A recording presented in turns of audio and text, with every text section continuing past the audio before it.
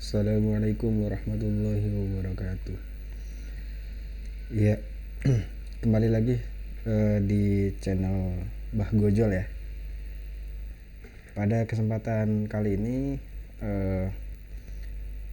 gue bakalan sharing terkait OOP.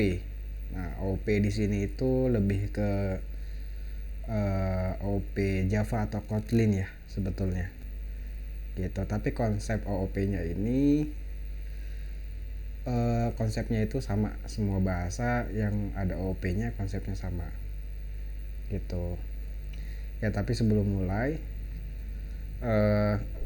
teman-teman subscribe dulu ya, like, terus bagikan juga gitu biar teman-teman yang lain juga paham ya mengenai OOP. Baik, kita langsung aja teman-teman ya. Kita langsung, jadi di sini gue udah nyiapin slide PPT ya. Nanti PPT ini juga lu bisa download ya, nanti gue selipin di deskripsi. Nah, apa sih yang bakalan teman-teman pelajari ya di video ini? Itu yang pertama, teman-teman bakalan mengenal OOP, manfaat OOP, mengenal objek, mengenal kelas, atribut, metode, variable, kemudian memahami 4 pilar dari OOP, tips dan trik jago coding, sama terakhir implementasi OOP-nya gitu ya. Jelas ya sampai sini. Jadi itu yang bakalan kita dapetin dari nonton video ini.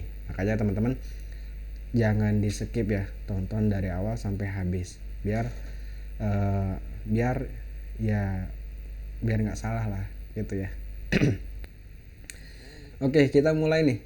Kita mulai dari apa itu OOP ya. OOP ya sebetulnya mudah ya teman-teman, apalagi teman-teman yang sudah punya pengalaman bahasa pemrograman ya, baik itu yang prosedural ataupun yang lain gitu ya, kayak C ataupun C++. Nah, itu gampang tuh gitu, lebih mudah. Nah, buat teman-teman yang sebelumnya bukan IT atau yang sebelumnya itu belum mengenal bahasa pemrograman, tenang aja karena di sini bahasanya non teknis gitu. Jadi harusnya anak kecil juga paham. Yoi. Gitu sih. Oke, ya, jadi OOP itu adalah sebuah metode. Metode apa? Metode kita ngoding dengan menggunakan objek-objek gitu ya. Apa sih objek-objek itu? Nah, ini jadi sebelum kita bahas objek ya, kita itu kalau ngoding ya nggak asal-asalan gitu. Ada metodenya. Nah, metodenya ini menggunakan OOP gitu. Nah, sebelum ke objek, kita akan memahami dulu manfaat dari OOP ini gitu. Kan tadi gue bilang tuh kalau kita ngoding, kita itu nggak boleh ngoding asal-asalan. Nah, kenapa kita harus ngoding nggak boleh asal-asalan gitu? Apa sih manfaatnya kalau kita nggak asal-asalan? Nah, manfaatnya itu ya, pertama, kode kita itu jadi rapi gitu. Buat apa sih tujuan kita kodenya rapi? Emangnya ada penilaian gitu ya? Iya ya. Jadi kode kita rapi ini tujuannya itu agar kode kita mudah dibaca. Mudah dibaca oleh siapa? Mudah dibaca oleh teman kita, partner kita, atau penerus dari codingan kita gitu. Makanya kita harus menggunakan kode yang rapi gitu. Jadi bukan karena nanti ada penilaiannya, bukan gitu ya. Terus kedua, mempercepat pembuatan aplikasi. Nah, ini jadi kalau kita menggunakan OOP itu benar-benar membantu kita mempercepat pembuatan aplikasi. Kenapa? Karena sebetulnya konsep OOP ini ada sangkut pautnya dengan reusable. Reusable itu kita bikin sebuah kode ya, Kemudian kita butuh kode yang sama seperti kode yang sudah kita coding sebelumnya. Nah, kita tidak perlu melakukan coding ulang. Nah, itulah disebut dengan reusable. Gitu ya. Oke, tadi apa? Readable ya. Jadi kode kita itu rapi ya, mudah dibaca oleh orang lain. Kemudian reusable ya. Ya, tujuannya untuk mempercepat pembuatan aplikasi kita. Kemudian yang terakhir itu mudah di maintenance. Gitu. Jadi kan pasti ada kalanya ketika kita buat sebuah aplikasinya sudah jadi, ada kalanya error, ada kalanya update fitur, ya enggak. Nah, kalau misalnya codingan kita nggak rapi, codingan kita tidak menggunakan konsep reusable, apa yang terjadi? Tentu kita akan sulit maintenance-nya. Kita akan sulit mencari bug-nya, kita akan sulit untuk menambah fitur dan lain sebagainya. Gitu. Mudah dipahami ya, teman-teman ya. Semoga mudah dipahami ya. Jadi apa poinnya tadi? Kode kamu jadi lebih rapi, readable, dan writable. Mudah dibaca, mudah juga orang lain untuk ngoding bareng. Gitu. Terus yang ketiga, reusable ya. Mempercepat kita dalam membuat sebuah aplikasi. Kemudian tentunya kalau kita menggunakan itu semua akan mempermudah kita untuk melakukan maintenance. Ya. Oke, kita lanjut ya, teman-teman. So, apa itu kelas? Nah, tadi kita udah sebut juga objek ya. Nah, terus ini malah kelas. Objeknya belum dibahas ya. Oke. Tenang. Objek akan kita bahas setelah kelas ya. Oke. Nah, apa yang teman-teman pikirkan dari gambar ini? Boleh tulis di kolom komentar ya. Iya, nggak perlu sih sebetulnya. Teman-teman pasti udah tahu kalau ini tuh adalah sebuah denah. Denah dari apa? Denah dari rumah. Ya nggak? Iya dong. Masa nggak isinya ada kamar tidurnya, ada kamar ruangan tamu, ada kamar mandi, ada garasi, ada taman. Pasti denah rumah gitu ya. Nah, denah rumah bisa kita sebut juga dia blueprint gitu. Jadi denah rumah ini sama dengan kelas. Ya, kelas itu sama dengan denah rumah atau denah gitu ya. Kalau konteks kita aplikasi ya berarti denah aplikasi gitu. Tapi kalau kayak konsep kita rumah ya denah rumah. Nah, itu denah atau blueprint ini itu sama dengan kelas. Jadi kelas itu adalah blueprint dari sebuah program. Gitu, blueprint ya. Nah, dari si denah rumah ini kira-kira bentuknya apa? Ya, kita udah tahu nih, kita udah punya denah rumah. Ya, bentuknya berarti rumah, ya kan? Bentuknya berarti rumah. Nah, rumah itu disebut dengan objek. Gitu, teman-teman. Jadi kalau kelas itu blueprintnya atau denahnya, objeknya dari denah itu apa? Ya rumah. Hasil dari blueprintnya itu ya rumah, hasil dari denah itu ya rumah. Gitu. Gimana teman-teman? Semoga bisa dipahami ya. Jadi kelas itu blueprint atau denah, objeknya itu ya si hasil dari blueprint itu atau denah itu. Kalau misalnya konteksnya rumah ya berarti objeknya itu rumah. Gitu. Lanjut nih ya, lanjut. Mudah-mudahan bisa dipahami. Sekarang apa itu atribut? Nah, tadi kan kita udah bahas denah rumah, kita udah bahas bentuk dari denah rumah itu objek. Terus sekarang kita bahas atribut. Jadi atribut ini dia itu sebuah informasi yang ada di denah rumah. Itu kita lihat di sini. Kira-kira atributnya apa dari denah rumah? Kita lihat ya. Nah, yang gua kotakin merah ini ya. Jadi itu atribut. Ada berapa dapur, ada berapa taman, ada berapa ruang makan, ada berapa kamar, ada berapa jendela, ada berapa pintu. Nah, itu disebut atribut. itu atribut gitu. Jadi atribut itu informasi dari rumahnya, ya ada berapa gitu, ada berapa, luasnya berapa, apalagi lebarnya berapa. Nah itu atribut juga gitu ya teman-teman, semoga bisa dipahami. Nanti kalau ada pertanyaan tulis aja di kolom komentar. Kita lanjut. Nah setelah itu apa itu metode? Nah tadi kan kita udah bahas lagi nih, kita ulang lagi. Kita bahas kelas. Kelas itu dia denah ya, denah atau blueprint. Kemudian dari denah atau blueprint ini ya bentuknya itu ya disebut objek, ya bentuknya rumah. Kalau konteksnya denahnya rumah gitu ya. Nah dari rumah ini kan pasti dia punya informasi luas tanahnya, lebarnya, ada berapa pintu kamar dan lain-lain sebagainya. Nah itu disebut atribut gitu. Nah nanti kalau rumahnya sudah jadi, pasti kan ada barang-barangnya ya. Gak mungkin kita beli rumah terus kita ya udah gitu, nggak ada barang-barangnya, kita tidur ya di lantai, terus kita bersihinnya gimana gitu kalau nggak ada barang-barangnya, kalau nggak ada perabotan rumahnya. Nah perabotan rumah itu disebut dengan metode gitu ya. Perabotan murah contohnya apa? Contohnya kayak gergaji, ini gergaji mesin sih gambarnya, bukan ya. Contohnya itu kayak sapu. Sapu fungsinya untuk menyapu kotoran gitu. Terus mesin cuci fungsinya untuk ya membersihkan baju kita. Kulkas fungsinya untuk menyimpan barang-barang kita. Terus kompor fungsinya untuk ya menyalakan api.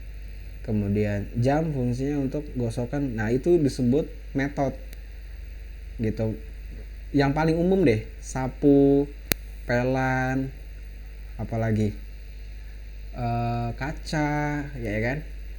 Nah itu fungsi, itu metode disebutnya gitu. Jadi dia termasuk juga ke dalam member dari atau informasi yang ada di rumah. Jadi dia sama kayak atribut ya gitu. Dia sama kayak atribut, dia informasi juga, dia masuk ke dalam informasi dari objek atau kelas. Nah itu atribut sama metode ini disebut dengan member. Jadi ada dua, biasanya ada dua lagi. Biasanya disebutnya itu member ya, metode sama atribut ini disebutnya member. Misalnya gini, kamu rumahnya ada berapa member, ada member rumah kamu ada berapa aja, ada apa aja gitu. Nah kan bisa disebutin tuh, ada pintunya satu misalnya, terus luas bangunannya sekian, kamarnya sekian, terus di dalam rumahnya ada sapu, ada pelan, ada kaca, ada mesin cuci. Nah itu kan mesin cuci dan sapu yang tadi gua sebutin perabotan rumah. Nah itu disebut metode. Kemudian yang informasi dari luas, terus kamarnya ada berapa, nah itu disebut atribut gitu. Bisa dipahami ya teman-teman. Nah itu biasanya kalau dalam istilah teknis ya, itu disebut member class. Member class itu ada dua ya, ada atribut, ada metode. Atributnya apa, metodenya apa aja gitu ya. Member class, jadi istilah teknisnya disebut member class gitu ya. Lanjut ya teman-teman, itu tadi metode. Oke, kita sedikit bahas lagi dari kelas. Jadi apa itu kelas? Kelas itu sebuah denah ya, denah dari ya tergantung konteksnya apa ya. Kalau rumah ya berarti denah dari rumah. Nah bentuknya apa? Bentuknya, objeknya apa? Objeknya ya rumah gitu ya. Bentukan objek itu bentuk dari denahnya gitu sebutannya, rumah. Terus atribut itu apa? Atribut itu informasi yang ada di rumah tersebut gitu. Misalnya lebar rumahnya berapa, ada berapa kamar rumahnya, luas rumahnya berapa gitu. Nah, itu atribut gitu. Nah, metode itu apa? Metode itu ya bagian dari informasi dari rumah itu ya, tapi dia lebih ke perabotannya gitu. Jadi ada sapu fungsinya untuk apa? Itu metode itu kalau kita artiin fungsi ya, makanya lebih mirip. Fungsinya untuk apa sapu ya kan, pel fungsinya untuk apa, dan lain-lain sebagainya. Dan atribut sama metode ini disebut, bahasa teknisnya disebut member class gitu ya. Kira-kira sampai sini ada pertanyaan nggak? Iya, kalau ada tulis aja di kolom komentar ya, nanti dijawab. Oke, kita lanjut nih ke 4 pilar OP. Nah, jadi sebetulnya ya sebelum kita lanjut ke 4 pilar itu kita harus paham dulu kelas, objek, apalagi tadi atribut, metode. Itu dulu yang harus kita pahami sebelum kita masuk ke 4 pilar. Kalau teman-teman masih bingung ya terkait kelas, objek, atribut, metode, ya coba diulang lagi ya kata-kataku barusan, ditelaah pelan-pelan gitu. Emang kalau kita belajar ya nggak harus kita langsung paham. Ada kalanya kita bingung pasti. Oke, OOP itu punya 4 pilar. Nah, apa aja 4 pilarnya? Pertama, inheritance atau pewarisan. Kedua, encapsulation atau pembungkusan. Nah, ketiga, polymorphism atau banyak bentuk. Keempat, abstraction. Oke. Ya, pertama kita bahas dulu yang pewarisan ya. Apa itu pewarisan? Jadi gini teman-teman, konsep dari pewarisan dari OP ini ya. Jadi analoginya itu ya kalian kan pasti punya ayah ya, pasti punya ibu ya, kalian pasti punya kemiripan antara ayah dan ibu ya enggak, entah itu rambutnya, entah itu wajahnya, entah itu mungkin bawaan penyakitnya ya, entah itu warna kulitnya.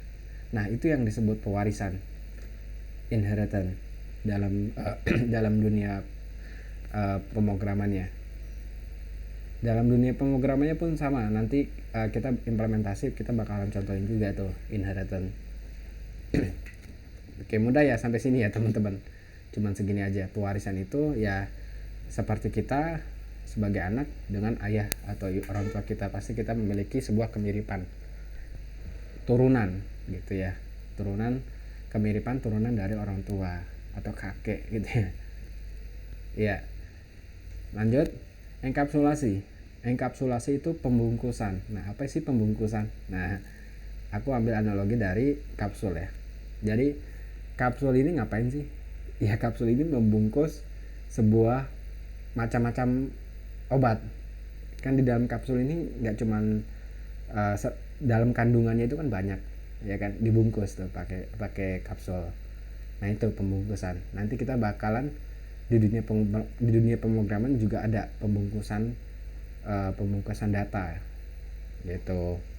Nah, itu disebut enkapsulasi. Lanjut nih, polymorphism, banyak.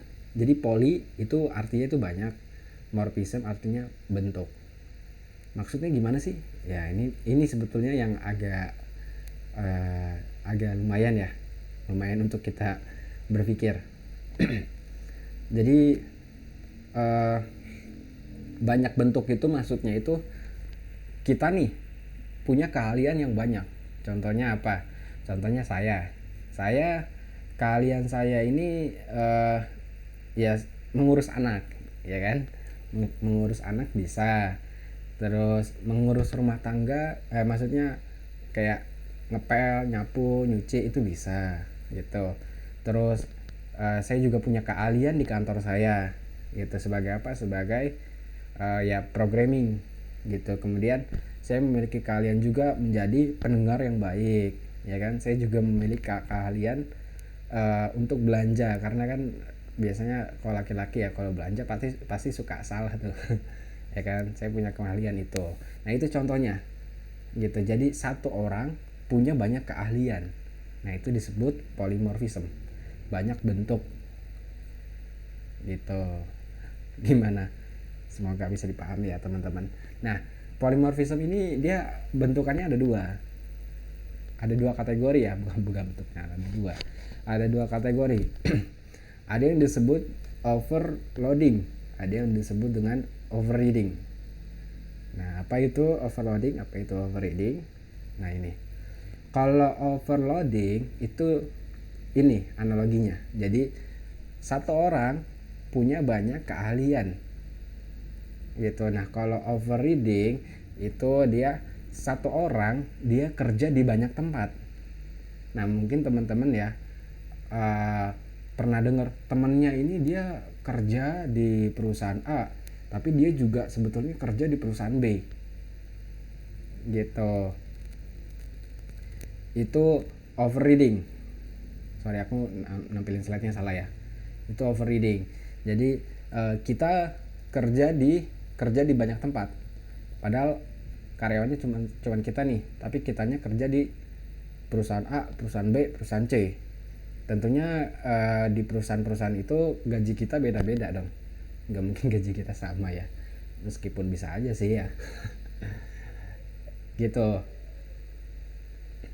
Jadi satu orang kerja di banyak tempat, ya sebutannya biasanya freelance ya, freelance di banyak tempat. Mungkin dia part time gitu, atau mungkin dia full time, atau mungkin part time. Jadi di perusahaan A dia sebagai part time, separuh kerja.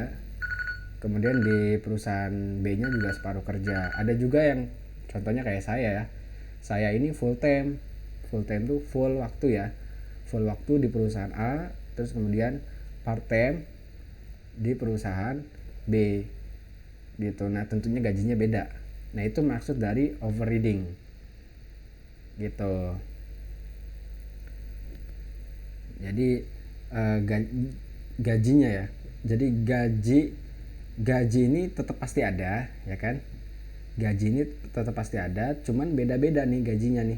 Mungkin di perusahaan A gajinya sekian, di perusahaan B gajinya sekian gitu. Nah, itu overreading.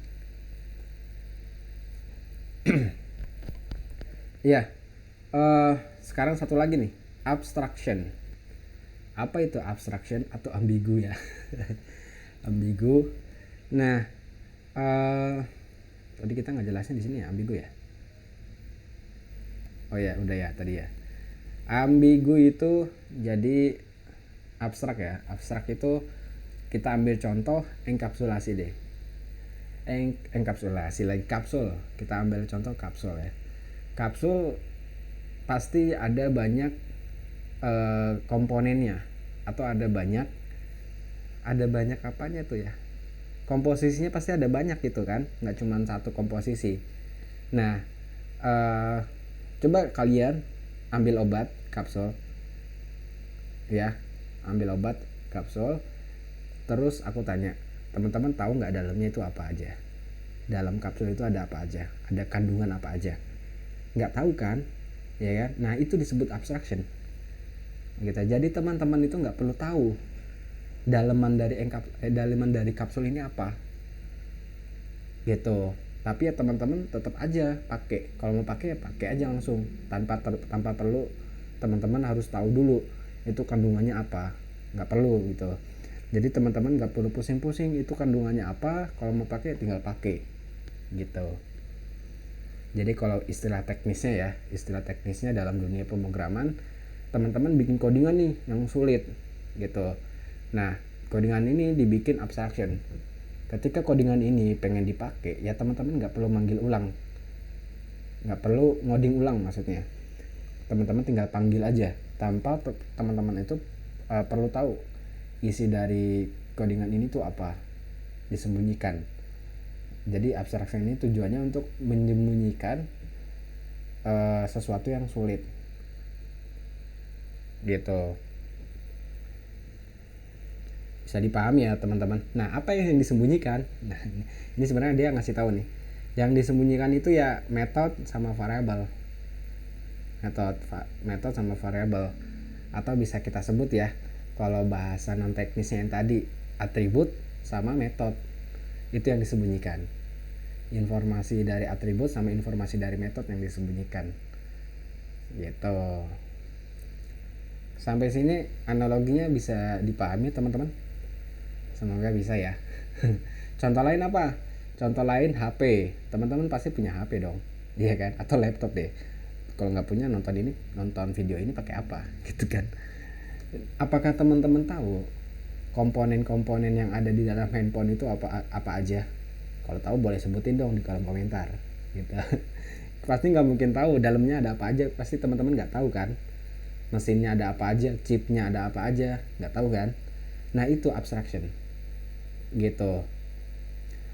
Kadangkala kita bakalan bikin sebuah codingan yang mana codingan ini rumit gitu, rumit, dan kita enkapsulasi, kita bungkus gitu. Nah suatu saat ada partner kita ya, atau teman kerja kita membutuhkan sesuatu yang logiknya sama, ya teman kerja itu tinggal panggil aja sebuah kelas yang sudah dienkapsulasi gitu. Jadi nggak usah teman kerja teman-teman bikin codingan yang sama persis, itu nggak usah pusing kan. Gitu ya. Itu mungkin teman-teman ya, 4 pilar kayak tadi apa aja. Kita coba rangkum lagi. Inheritance, pewarisan, itu seperti ya kita dengan orang tua kita ya pasti memiliki kemiripan, memiliki turunan ya, mungkin itu turunan penyakit atau turunan dari warna kulit gitu ya. Kedua, enkapsulasi, itu pembungkusan ya, contohnya kapsul. Jadi yang kita bungkus itu member kelasnya, atribut dan metode gitu. Tujuannya ya nanti balik lagi ke seperti abstraction, itu bisa kita bungkus dari si datanya. Ketiga, polymorphism, banyak bentuk. Jadi